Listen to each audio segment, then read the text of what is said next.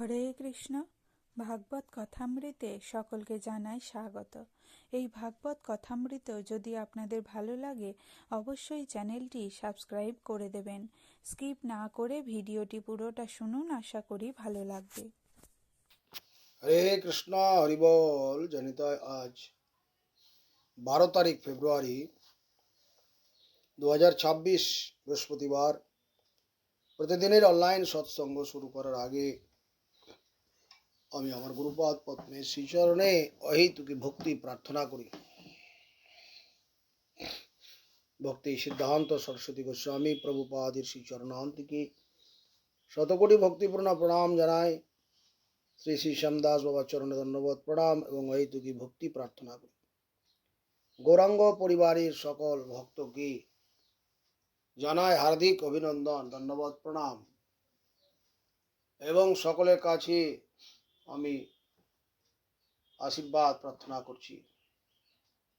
বন্দে গুরুপদদ্বন্দ্বম ভক্তবৃন্দ সমন্বিতম শ্রী চৈতন্য প্রভুম বন্দে শ্রীনিত্যানন্দ সহোদিতম শ্রীনন্দনন্দনং বন্দে শ্রীরাধিকা চরণোদয়ম গোপীজন সমায়ুক্তং বৃন্দাবনং মনোহরম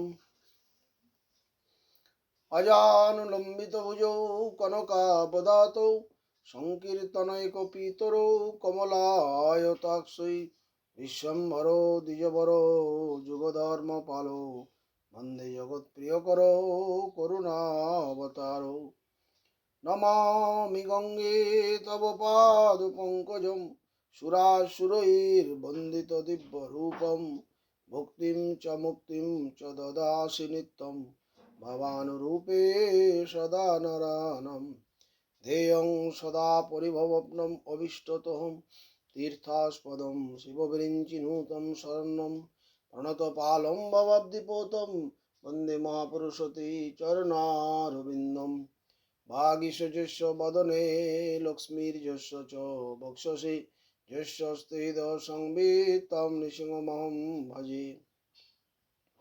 গঙ্গা তরঙ্গ রমণীয় জটা কলাপম গৌরী নিরন্তর বিভূষিত বাম ভাগম নারায়ণ প্রিয়মনঙ্গ মদাপহারম বারাণসী পুরপতি ভজ বিশ্বনাথম।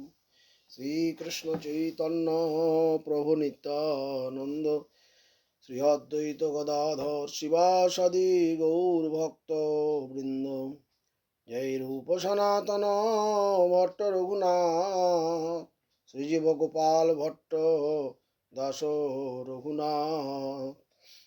নারায়ণং নমস্কৃত্যং নরং চৈব নরোত্তমং দেবীং সরস্বতীং ব্যাসং ততো জয় মুদীরয়েৎ। ওম হরে কৃষ্ণ কৃষ্ণ কৃষ্ণ হরে হরে, হরে রাম রাম রাম হরে হরে। গৌরী গোষ্ঠীপতি ভক্তি সিদ্ধান্ত সরস্বতী ঠাকুর প্রভুপাদ পরমহংস জগৎগুরু জানিয়েছেন, আমরা সাধুকে কিভাবে চিনব, সাধুকে আমরা কিভাবে চিনব। আমাদের প্রথমেই ভুল হয়ে যায়, আমরা সাধুকে চিনতে ভুল করি। প্রকৃত সাধুকে আমরা চিনতে পারি না, প্রকৃত সাধুকে চিনতে পারি না। আমরা যে অসাধু তাকে আমরা সাধু বলে মনে করি। প্রকৃত সাধু সকলের কাছে প্রকাশ করেন না, তিনি আত্মগোপন করে থাকেন। তিনি জগৎ জীবের কাছে জানান না যে আমি সাধু। এটা আমাদের ভুল হয়ে যায়। আমরা যে অসাধু তাকে আমরা সাধু বলে মনে করি, আর যিনি প্রকৃত সাধু আমার মঙ্গলের জন্য কথা বলছেন তাকে আমরা অসাধু বলে মনে করি। এইটা হচ্ছে আমাদের দোষ। এই প্রভুপাদ বলছেন, আমরা সাধুকে মেপে নিতে চাই, আমরা সাধুকে মাপতে যাই, সাধুর ক্রিয়াকলাপ আমরা বুঝতে পারি না। সাধুর ক্রিয়াকলাপ বুঝতে গেলে আমাকে সাধু সঙ্গ করতে হবে। সাধু সঙ্গ না করে আমি সাধুর ক্রিয়া কি করে বুঝতে পারি? হঠাৎ একদিন গিয়ে পড়ে সাধুর বাক্য ধরার ক্ষমতা আছে আমার? আমি সাধু সঙ্গ করি না, নিরন্তর সাধু সঙ্গের দ্বারা সাধুর ক্রিয়াকলাপ জানতে পারা যায়। আমরা সেটা বুঝতে পারি না, বুঝতে না পেরে আমরা সাধুকে রিজেক্ট করে দিই, নাকচ করি। কেন কি আমি এরকম আমার চিন্তা ভাবনা যে আমি একজন এক্সামিনার, যে আমি নাকচ করে দিই, আমি সাধুকে চিনতে পরীক্ষা করি, আমি পরীক্ষক, এরকম একটা আমার ভাব। আমি সাধুকে কোন যন্ত্র দিয়ে দেখছি? আমার কাছে মাপার যন্ত্র আছে, আমি মাপছি সাধুকে, আমার কি মাপার যন্ত্র আছে আমার কাছে? অহংকার পরিত্যাগ পূর্বক দৈন আরতি নিষ্কপট ভাবে সাধুর কাছে যেতে হয়। এগুলো আমরা জানি না। সাধুর কাছে যেতে হয় অহংকার পরিত্যাগ পূর্বক দৈন আরতি নিষ্কপট ভাব নিয়ে, শরণাগত হয়ে সঙ্গ করলে আমরা তার কৃপায় তাকে জানা যায়। সাধুর কৃপা না হলে আমি সাধুকে চিনতে পারবো না। এবং চেনার একটাই উপায় হচ্ছে অহংকার পরিত্যাগ পূর্বক সাধুর কাছে যেতে হবে, নিষ্কপট ভাব নেই। নিষ্কপট ভাবে সাধুর কাছে হরিকথা আমাদেরকে শুনতে হবে। হরিকথা শুনতে শুনতে আমাদের হৃদয়ে প্রচুর বল আসবে, প্রচুর বল আসবে। ভগবান শ্রীকৃষ্ণ গীতায় বলেছেন, তদ্বিদ্ধি প্রণিপাতেন পরিপ্রশ্রেণ সেবয়া উপদেক্ষন্তি তে জ্ঞানম জ্ঞানিন তত্ত্বদর্শিন। তদ্বিদ্ধি প্রণিপাতেন পরিপ্রশ্নেন সেবয়া। প্রণিপাত, গুরু কাছে কিভাবে যেতে হয়, সাধুর কাছে কিভাবে যেতে হয়, গীতায় ভগবান বলে দিয়েছেন। আমাদের এসব পড়ার শোনবার সময় নেই, আমরা ব্যস্ত, কর্মব্যস্ততা এত মাত্রায় যে আমাদের এই সমস্ত কথা কানে যাচ্ছে না। গীতায় ভগবান কি বলেছেন? প্রণিপাত পরিপ্রশ্ন সেবা নিয়ে ভগবত তত্ত্ববিদ সাধুর কাছে যেতে হবে। সাধু সেই ভক্ত, ভগবত ভক্ত জন প্রণত সজ্জনকে উপদেশ প্রদান করবেন। যেভাবে তেভাবে তেমন ভাবে সাধুর কাছে গেলে হবে না, এগুলো মনে রাখতে হবে। তদ্বিদ্ধি প্রণিপাতেন বললেন আনকন্ডিশনাল সারেন্ডার, কোনো শর্ত ছাড়াই প্রভুপাদ বলছেন যে সাধু কাছে প্রণত হতে হবে। কোনো শর্ত থাকবে না সাধুর কাছে, আমার কোনো শর্ত থাকবে না। প্রণিপাত, আনকন্ডিশনাল সারেন্ডার। পরিপ্রশ্ন, অনেস্ট এনকোয়ারি। পরিপ্রশ্ন, যে প্রশ্ন আমার তর্ক উত্থাপন করবে না, আমি এমন প্রশ্ন করব না যাতে সে তর্কের মাধ্যমে জানার চেষ্টা, এটাকে পরিপ্রশ্ন বলে না। অনেস্ট এনকোয়ারি, নম্রভাবে আমার জানার থাকতে পারে। আমি শাস্ত্রে অনেক কথায় আমার দ্বন্দ্ব আসে, সেগুলো বুঝবার মতো শক্তি আমার নেই ঠিকই, কিন্তু আমাকে বুঝতে গেলে এই অনেস্ট এনকোয়ারির মাধ্যমে আসতে হবে। নম্রতা বিনম্রতা সহকারে সাধু কাছে প্রশ্ন করতে হবে। আর কি করতে হবে? সেবা, সেবা করতে হবে। সার্ভিং টেম্পার, সার্ভিং টেম্পার, সেবা প্রবৃত্তি নিয়ে সাধুর কাছে যেতে হবে। তাহলে পরে আমার মঙ্গল লাভ হবে,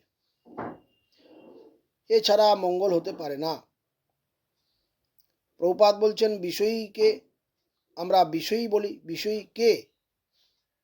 যিনি নিজের সুখের জন্য বিষয় সংগ্রহ করেন, যিনি নিজের সুখের জন্য, আমি ভালো থাকবো, খাবো দাবো, এরকম একটা তার ভাব, সেখানে ভগবান ভক্তের কোনো চিন্তা নেই, সেটাকে বলে বিষয়ী। কিন্তু যিনি ভগবানের সেবার জন্য বিষয় সংগ্রহ করেন, ভগবানের চিন্তায়, তিনি বিষয়ী নন, তিনি ভগবত ভক্ত সেবক। ক্রিয়াকলাপ দেখে কখনো তার কার্যকারিতা দেখে বোঝা যায় না, চেনা যায় না। তার ক্রিয়াকলাপ দেখে ভোগী ভক্ত চেনা যায় না, একই রকম মনে হয়। ভক্তকেও ভোগী বলে মনে হয়। ভোগী যা করছে ভক্ত তাই করছে, তফাৎ কোথায়? এই উদ্দেশ্যে তফাৎ। তার উদ্দেশ্য কি? সে নিজের জন্য করে আর ভক্ত ভগবানের জন্য চিন্তা করে। যিনি নিজেন্দ্রিয় তর্পণের জন্য ভোজন করেন তিনি ভোগী, আর যিনি শরীর রক্ষার জন্য ভোজন করেন তিনি ভক্ত। ভক্ত ভোগী নন, ত্যাগীও নন।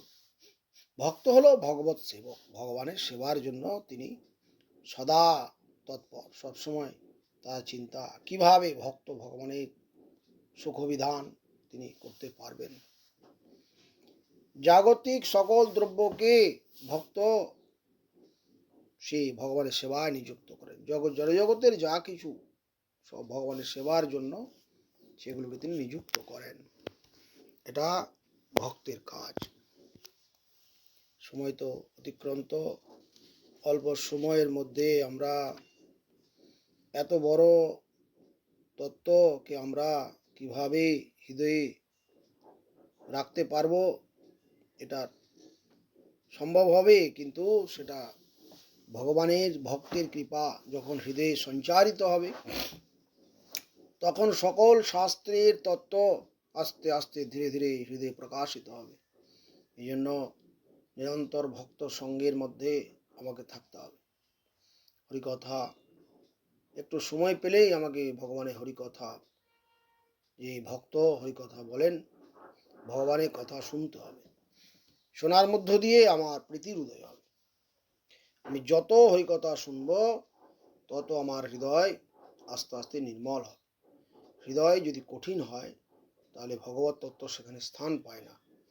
এই জন্যে নিরন্তর সঙ্গ করতে হবে, সাধু সঙ্গ। আজকে আমরা এই পর্যন্ত এই প্রভুপাদের উপদেশ থেকে কিছু অমূল্য আমরা আস্বাদন করলাম। আমরা প্রতিদিন এই প্রভুপাদের উপদেশকে কণ্ঠহার করে রাখার চেষ্টা করতে হবে। তিল তিল ভাবে এগুলো আমাদের বদ্ধ অবস্থাকে আমাকে উন্নত করবে।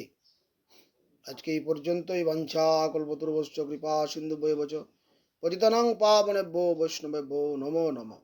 হরে কৃষ্ণ। বহুত বহুত ধন্যবাদ। ভিডিওটি ভালো লাগলে অবশ্যই কমেন্টে জানাবেন।